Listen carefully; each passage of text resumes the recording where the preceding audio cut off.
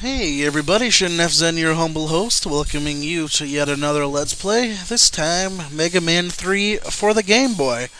I figured right now I'm recording Mega Man 3 for the NES, why not record its Game Boy counterpart?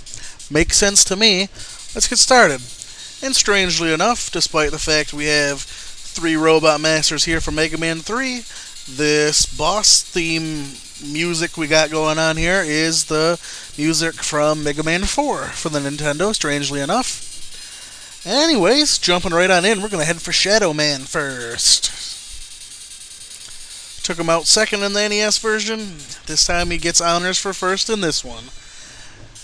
Not that he himself is necessarily easier than the other Robot Masters, but his stage is fairly short, pretty non-threatening overall. I'm going to get hit by stupid things in this stage, probably. Shadow Man's stage is one that is very faithful to the NES version. But unlike the NES version, where these Met things only took 3 shots with the Mega Buster, these ones take 7. Yay! One thing I do have to say about Mega Man 3 for the Game Boy right off the bat, though, is that its soundtrack is really impressive. It's pretty much copied verbatim from the NES version, which for a stupid grenade thing, which for a Game Boy game at the time was really impressive. I mean, I'd say this game pretty much has the best music out of all the Mega Man games for the Game Boy. Very faithful to the...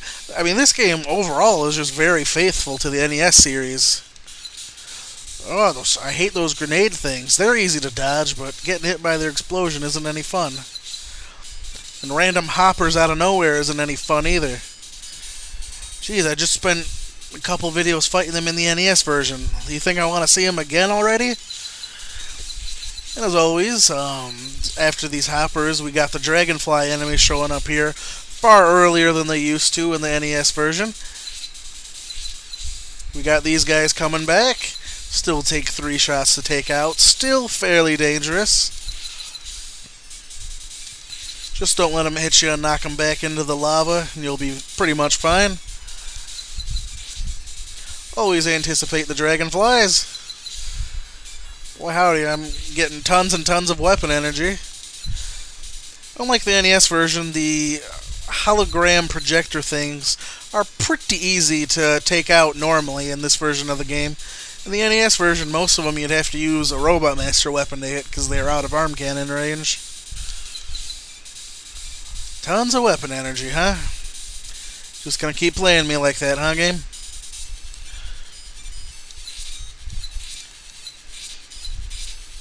Nice of the game to give us a completely safe spot. Not so nice for the game to not give us a single life energy throughout the entire level, but whatever. Shadow Man, I'm sure you're gonna kill me because you're... Oh yeah, I forgot you can charge in this version of the game. In the NES games, Mega Man 4 was the first one you could charge up for. So every time I load up Mega Man 3, I forget for a long time that I can actually charge up my Buster. I got him below half-life. Yeah, I'm not used to fighting Mega Man 3 bosses being able to charge up my arm cannon. And I do that all the time when I start playing this game again.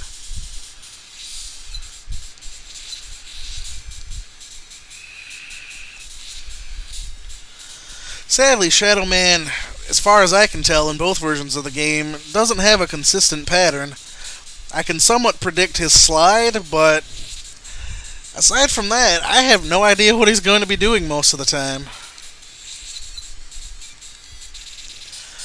It only took us 1 life to take him down, but out of this original, out of these 4 Robot Masters, Shadow Man has the least predictable pattern, if you could even call it a pattern. Snake Man, Gemini Man, Spark Man, I know what they're going to do and when they're going to do it. Shadow Man, I've never been able to predict his abilities. I don't know if he actually has a pattern, or if it's completely random or just hard to decipher, but I've never been able to see it. But just like that, we got our first Robot Master for this version of the game down. Not too shabby, not too shabby. Join me in part 2 when we go after our next victim. Thanks everyone for checking out the first part. I will see you in part 2.